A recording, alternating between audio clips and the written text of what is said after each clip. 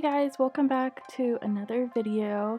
I am trying a new style of video where I'm not necessarily writing the script word for word. I think this kind of brings this more into like a conversation, but if you guys don't like it, leave it in the comments and I can switch back to my old style of writing scripts before I film audio. But I thought I'd give this a try just to see if this sounds a little bit more like a conversation. So let me know what you think. And without further ado, we're going to go into our February setup. So those of you who have seen my setups for this year, both my yearly setup this year and then my January setup, know that my theme for this year is going to be book covers. And the book cover I redesigned for February is The Girl with the Dragon Tattoo. Now, originally, I was going to do The Host by Stephanie Meyer because I absolutely love that book and it's romance, and I was like, well, February is Valentine's, so that would be great. But then I realized that the Chinese New Year is in February and it's the Year of the Dragon, and I also wanted to redo The Girl with the Dragon Tattoo cover because I thought the old one was just really meh. So I kind of totally switched gears like 5 days ago, and I rushed to start this, and I had such a clear idea of exactly where I wanted this to go and what I wanted it to look like, which is so rare. Normally I spend a really long time with the idea generation process where I'll try and do like 10 or so versions of it to see which one I like best. But for this, I had such a clear idea, and I did use a reference picture for this from the movie, and I traced some of it, but I did paint it in Procreate. And I only traced it to save some time because I switched gears so late in the month. Normally I wouldn't do that because I kind of feel like it's cheating, but I am really happy with how this turned out. And I was trying a different method of digital art because I painted the figure on one layer, and normally I don't do that. I'll use like a line layer and then a solid color layer and then another layer with like a multiply layer with shadows on it and stuff like that. But this one I just wanted to kind of dig into this traditional painterly look, and I think it looks so good. I was so excited about it. And I did design this as an 18 by 24 poster in Procreate when I was drawing it, so that I could hopefully print 18 by 24 posters when I find a printer who will work with me and start selling them over on my Etsy shop, because I just think this looks so cool. And I also designed the type for this, which unfortunately I did not get video for because I had to switch it over to my computer to do it in Photoshop, just because that program is a lot better about snapping things so that they're even.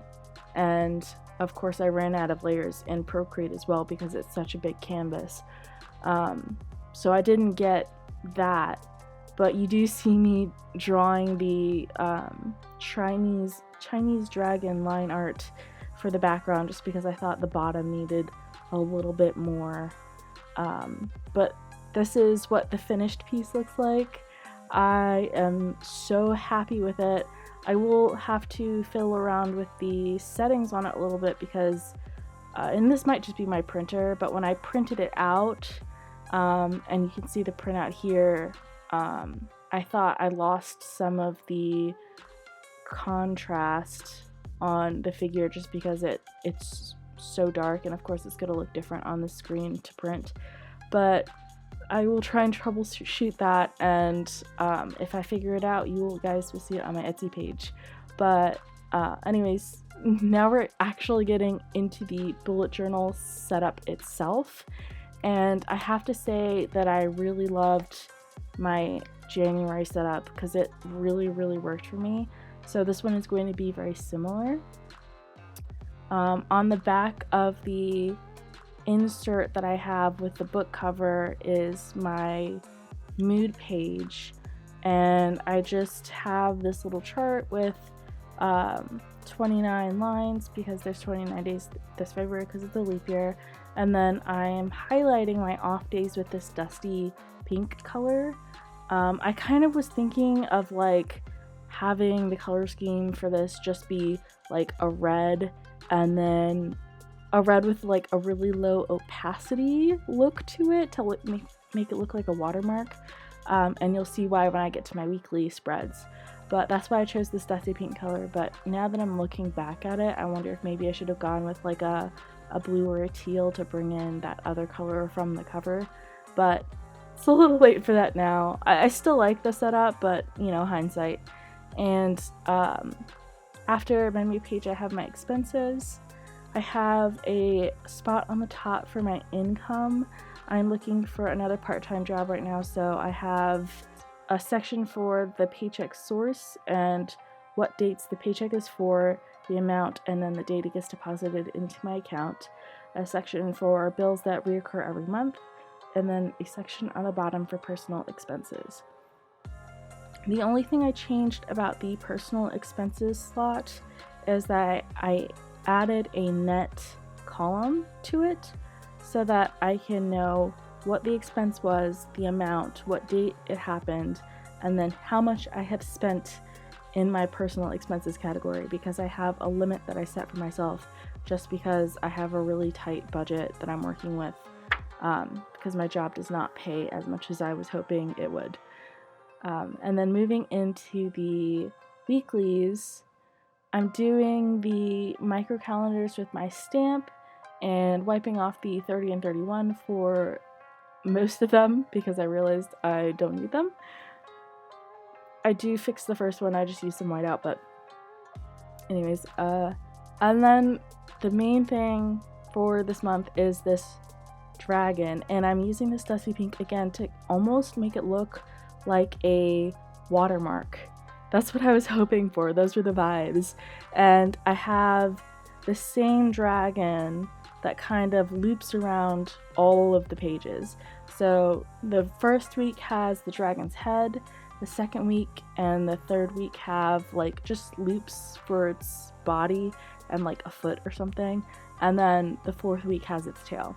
And I tried to place them in a way that was like believable, so like it almost kind of like looked like the same dragon. I don't know how successful I was with that, but I do like the effect. I think it looks really cool.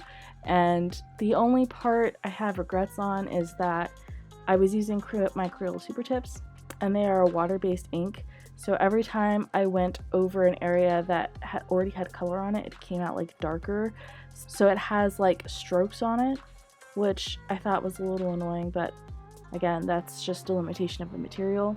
I do like how it turned out. I think it does give off those watermark vibes.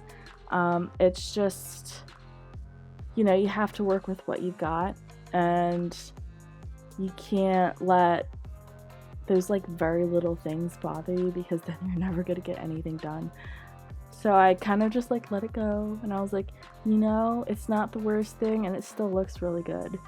And then of course everything else on these spreads is going to be in red, including the headers for each day and my main focus box. When I was filming this, I was still waiting for my white POSCA pens to come in, because somebody in the comments of my last video said that white POSCA would go over Crayola Super Tips, so I thought I'd give it a try. And I have to say that I'm still kind of running into the same problem that I was with the acrylographs. I think that the POSCA pens layer better, just because the acrylographs would almost like pick up pigment while I was trying to put down more pigment. It was very annoying. So the POSCA pens do tend to layer better, but they also eat away at the paper. So when I was like layering, I noticed that the paper was starting to like disintegrate, which wasn't good. But yeah, I really do like these spreads. I'm so happy with how this cover turned out. And while I'm doing my weeklies, I also just want to take a minute to say that having the Year in Pixels challenge that I'm doing, which I have 2 that I'm doing this year, but having them in my journal actually has made keeping track of my habits so much easier, because one of my Year in Pixels challenges is to read a chapter of Les Mis every night, and I do it right before bed, and then of course as soon as I do it I want to go and mark it off on my Year in Pixels, and while I'm there I'm also doing my habits, which I had such a hard time keeping track of in my previous bullet journals because I would just never go through and fill them out. And I also think it helps that the habits are on each week, so I don't have to flip to another page to do it, which is like a really bizarre thing to think about, but I like having the habits on my weeks much more than I did having my own monthly habit tracker. So I think I'm gonna keep them there for the foreseeable future, but we will see. Anyways, this is the month. Let me know what you guys think. I really, really love it. I think it turned out so good, and I'm ridiculously proud of myself for this, actually. But let me know what you guys think, and if you guys have any other books that you think I should redesign the covers for, let me know in the comments, because I am taking suggestions. I don't have every month planned out at this point. Anyways, I hope your February setups make you feel as good as this one made me feel, because I'm so happy with it, and I will see you guys next time.